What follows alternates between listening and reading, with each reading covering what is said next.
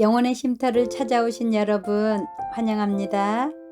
무더위가 기승을 부리는 요즘 건강에 유의하세요. 오늘은 사도행전 21장, 22장을 읽겠습니다. 21장. 우리는 그들과 작별 인사를 한 뒤에 배를 타고 곧장 고스로 갔습니다. 이튿날 우리는 로도에 들렸다가 거기서 바다라로 떠났습니다. 그곳에서 우리는 베니게로 가는 배를 만나서 그 배를 타고 떠났습니다. 키프로스 섬이 눈앞에 나타났을 때에 우리는 그 섬을 왼쪽에 두고 시리아로 가다가 두로에 배를 댔습니다. 그곳에서 배가 짐을 풀기로 되어 있었기 때문입니다. 우리는 두로에서 신자들을 만나 일주일을 그들과 함께 지냈습니다. 그들은 성령께서 알려주신 대로 바울에게 예루살렘에 가지 말라고 만류했습니다. 그러나 그들과 함께한 시간이 다 되자 우리는 그곳을 떠나 여행길에 올랐습니다. 모든 신자들이 아내와 아이들을 데리고 도시 바깥까지 나와 우리를 배웅해 주었습니다. 우리는 모두 바닷가에서 무릎을 꿇고 기도했습니다. 서로 작별 인사를 나눈 후 우리는 배에 올랐고 두로 지방의 신자들은 각자 집으로 돌아갔습니다. 우리는 두로를 출발하여 항해를 계속하여 돌레마이에 이르렀습니다. 우리는 그곳의 형제들과 인사를 하고 그들과 함께 하루를 지냈습니다. 이튿날 우리는 돌레마이를 떠나 가이사라로 갔습니다. 그곳에서 7 집사 가운데 한 사람인 전도자 빌립의 집에 들어가 그와 함께 지냈습니다. 빌립에게는 결혼하지 않은 4 딸이 있었습니다. 그들은 모두 예언하는 사람이었습니다. 우리가 여러 날 그곳에 머물고 있는 동안 아가보라는 예언자가 유대에서 내려왔습니다. 그가 우리에게 와서 바울의 허리띠를 가져다가 자기 손과 발을 묶고 말했습니다. 성령께서 예루살렘에 사는 유대인들이 이 허리띠 임자를 이와 같이 묶어서 이방인들에게 넘겨줄 것이라고 말씀하십니다. 우리는 그 말을 듣고 그곳 사람들과 함께 바울에게 예루살렘에 올라가지 말라고 간곡하게 말했습니다. 그때 바울은 이렇게 대답했습니다. 어찌하여 그렇게 울면서 나의 마음을 아프게 하십니까? 나는 예루살렘에서 묶이는 것뿐만 아니라 주 예수님의 이름을 위해 죽는 것까지도 각오하고 있습니다. 바울이 우리의 권함을 받아들이려 하지 않았기 때문에 우리는 주님의 뜻대로 되기를 바랍니다. 라고만 말하고 더 이상 아무 말도 하지 않았습니다. 이렇게 여러 날이 지난 뒤 우리는 떠날 준비를 하여 예루살렘을 향해 출발했습니다. 가이사랴 출신 제자들 몇 사람도 우리와 함께 갔습니다. 그들은 키프로스 사람 나손의 집으로 우리를 데려가 거기에서 묵을 수 있게 해 주었습니다. 나손은 오래전에 신자가 된 사람이었습니다. 우리가 예루살렘에 도착하자 형제들이 우리를 반갑게 맞아 주었습니다. 이튿날 바울은 우리와 함께 야고보를 방문했습니다. 그 자리에는 장로들도 다 모여 있었습니다. 바울은 그들에게 인사를 하고 하나님께서 그의 선교로 이방인들에게 행하신 일을 낱낱이 들려주었습니다. 그들은 바울의 말을 듣고 하나님께 영광을 돌렸습니다. 그리고 바울에게 이렇게 말했습니다. 형제님, 아시겠지만 유대인 가운데 신자가 된 사람이 수만 명입니다. 그들은 모세의 율법을 지키는 일에 매우 열성입니다. 그런데 그 유대인들 사이에서는 당신이 이방인들과 어울려 사는 유대인들에게 모세의 율법에서 떠나 자녀에게 할례도 행하지 말고 유대의 관습도 지키지 말라고 가르쳤다는 소문이 돌고 있습니다. 그러니 어떻게 하면 좋겠습니까? 틀림없이 그들은 당신이 이곳에 왔다는 소식을 듣게 될 것입니다. 그러니 우리가 일러주는 대로 하십시오. 우리 중에 하나님께 서약을 한 사람이 4명 있습니다. 이 사람들을 데리고 가서 함께 정결 의식을 행하십시오. 그리고 형제께서 그들의 머리를 깎는 값을 대주십시오. 그러면 그들이 그대에 대한 소문이 모두 사실이 아니고 그대도 율법을 지키며 살고 있다는 것을 알게 될 것입니다. 이방인 신자들에 대해서는 우리가 이미 그들에게 편지를 써서 우상에게 바친 음식과 피와 목졸라 죽인 짐승의 고기를 먹지 말 것과 음란한 행동을 멀리할 것을 부탁한 적이 있습니다.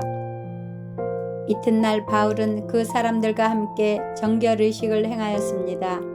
그런 뒤에 그는 성전뜰로 가서 정결의식이 끝나는 날짜와 그날에 각 사람을 위해 예물을 바칠 날짜를 신고했습니다.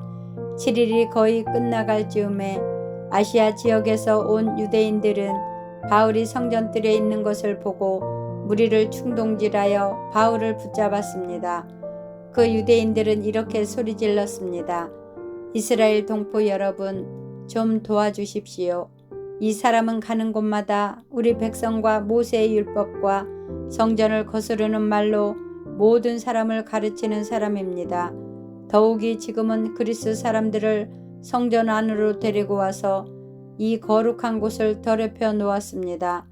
그들이 이렇게 주장하는 것은 그들이 전에 에베소 사람 드로비모가 바울과 함께 예루살렘에 있는 것을 본 적이 있었으므로 분명히 바울이 그 사람을 성전 안으로 데리고 들어왔을 것이라고 생각했기 때문입니다. 그러자 온 도시는 시끄러워지고 사람들이 몰려와 바울을 붙잡아 성전 바깥으로 끌어냈습니다. 그리고 바로 성전 문이 닫혔습니다. 그들이 바울을 죽이려 하는 순간 예루살렘 도시 전체에 폭동이 일어났다는 보고가 로마 군대 천부장에게 전달되었습니다. 그는 즉시 백부장 몇 명과 군인들을 거느리고 군중들에게로 달려갔습니다.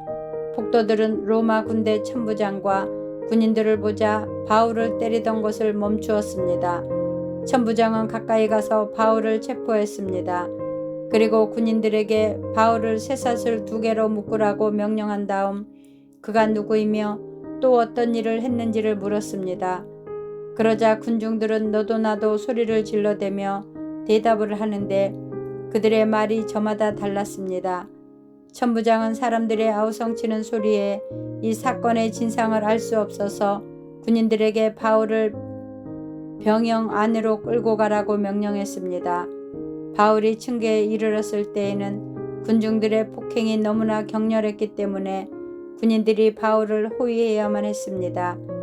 군중들은 바울의 뒤를 따라가며 계속해서 그를 없애버려라 하고 소리쳤습니다. 바울이 병영 안으로 끌려 들어갈 때에 그는 천부장님께 한 말씀 드려도 되겠습니까? 라고 물었습니다. 천부장이 대답했습니다. 그리스 말을 할 줄 아는가? 당신은 혹시 얼마 전에 폭동을 일으키고 테러범 4,000명을 거느리고 광야로 나간 이집트 사람이 아닌가? 바울이 이렇게 대답했습니다. 아닙니다. 나는 길리기아 지방의 다소에서 태어난 유대인이며 그 유명한 도시의 시민입니다. 제가 저 사람들에게 말할 수 있게 허락해 주십시오. 천부장이 허락하자 바울은 층계 위에 올라서서 손을 내저어 무리를 조용하게 했습니다. 잠잠해지자 바울이 히브리 말로 연설했습니다. 22장 저의 아버지와 형제가 되시는 여러분, 이제 제가 해명해 드리겠으니 잘 들어주시기 바랍니다. 그들은 바울이 히브리 말로 연설하는 것을 듣고는 더 조용해졌습니다. 바울은 말을 계속했습니다. 나는 유대인입니다. 길리기아 지방의 다소에서 태어났지만 이 도시에서 자랐고 가말리엘의 제자로서 그 밑에서 우리 조상의 율법대로 엄격한 교육을 받았습니다. 나는 오늘 여기 모인 모든 사람들처럼 하나님에 대해 열심히 있었습니다. 나는 예수의 도를 따르는 사람들을 핍박하여 그들을 죽이기까지 했으며 남자든 여자든 가리지 않고 그들을 붙잡아 감옥에 넣었습니다. 대제사장과 모든 장로들이 내 말이 사실이라는 것을 증언해 줄 것입니다. 나는 그들에게서 다마스커스에 있는 형제들에게 보내는 공문서를 받았습니다. 그래서 나는 그곳에 있는 신자들을 붙잡아 예루살렘으로 데려와서 벌을 받게 하려고 다마스커스로 떠났습니다. 정오쯤 되어 내가 다마스커스에 가까이 이르렀을 때에 갑자기 하늘로부터 밝은 빛이 나를 둘러 비쳤습니다. 나는 땅에 엎어졌고 사울아 사울아 어찌하여 나를 박해하느냐 라는 소리를 들었습니다. 내가 주님 당신은 누구십니까? 라고 물었더니 그분이 내게 나는 내가 박해하는 나사렛 예수다 라고 대답하셨습니다. 나와 함께 있던 사람들은 그 빛을 보았으나 나에게 말씀하시는 분의 음성은 듣지 못했습니다. 나는 주님 제가 어떻게 하면 되겠습니까? 라고 물었습니다. 그때 주님께서는 일어나 다마스커스로 가거라. 거기에 가면 내가 해야 할 일들을 모두 일러줄 사람이 있을 것이다 라고 대답하셨습니다. 나는 그 빛의 광채 때문에 앞을 보지 못하게 되었습니다. 그래서 나와 함께 가던 사람들의 손에 이끌려 다마스커스로 들어갔습니다. 다마스커스에 아나니아라는 사람이 있었습니다. 아나니아는 모세의 율법을 따라 사는 경건한 사람이었으며 그곳에 사는 유대인들에게 존경을 받는 사람이었습니다. 아나니아가 나를 찾아와 내 곁에 서서 사울 형제 눈을 뜨시오 하고 내게 말했습니다. 그 순간 나는 눈을 떠 그를 보았습니다. 그때 아나니아가 말했습니다. 우리 조상의 하나님께서 오래전에 당신을 택하셔서 그분의 뜻을 알게 하셨고 그 의로우신 분을 보게 하시며 그분의 입에서 나오는 말씀을 듣게 하셨습니다. 당신은 모든 사람들에게 당신이 보고 들은 것을 전하는 그분의 증인이 될 것입니다. 그러니 이제 무엇을 더 기다리겠습니까? 일어나 세례를 받으십시오. 그리고 그분의 이름을 부르십시오. 그러면 죄사함을 얻게 될 것입니다. 그 후 내가 예루살렘으로 돌아와 성전 뜰에서 기도하고 있는 도중에 어떤 환상을 보게 되었습니다. 그 환상 중에 주님을 보았는데 주님께서 내게 말씀하셨습니다. 서둘러 예루살렘을 떠나라. 이곳 사람들은 내가 나를 증언하는 것을 받아들이지 않을 것이다. 그래서 나는 대답했습니다. 주님, 이들은 제가 여러 회당을 돌아다니며 주님을 믿는 사람들을 잡아 감옥에 가두고 때리기까지 한 일을 잘 알고 있습니다. 뿐만 아니라 주님의 증인인 스데반이 죽임을 당할 때에 제가 그 자리에 있던 것도 알고 있습니다. 저는 그때 거기에 서서 그들이 스데반을 죽이는 일에 찬성했으며 그를 죽이는 사람들의 옷을 맡아 주기까지 했습니다. 그러나 주님께서는 내게 가거라. 내가 너를 멀리 이방인들에게 보내겠다 하고 말씀하셨습니다. 사람들은 바울의 말을 여기까지 듣고 있다가 목소리를 높여 이런 놈은 없애버려라. 살려두어서는 안 된다 라고 소리 질렀습니다. 그들은 고함을 지르며 옷을 벗어 던지고 공중에 먼지를 날렸습니다. 그러자 천부장이 부하들에게 바울을 병영 안으로 데려가라고 명령했습니다. 그리고는 사람들이 바울에게 그렇게 소리 지르는 이유가 무엇인지를 알아내려고 바울을 때리면서 조사해보라고 했습니다. 군인들이 바울을 묶고 때리려 하자 바울이 옆에 서 있던 로마 백부장에게 말했습니다. 제가 있다는 것이 밝혀지지도 않는 로마 시민을 때리는 것이 로마법에 맞는 일입니까? 그 말을 들은 백부장은 천부장에게 가서 이제 어떻게 하실 계획입니까?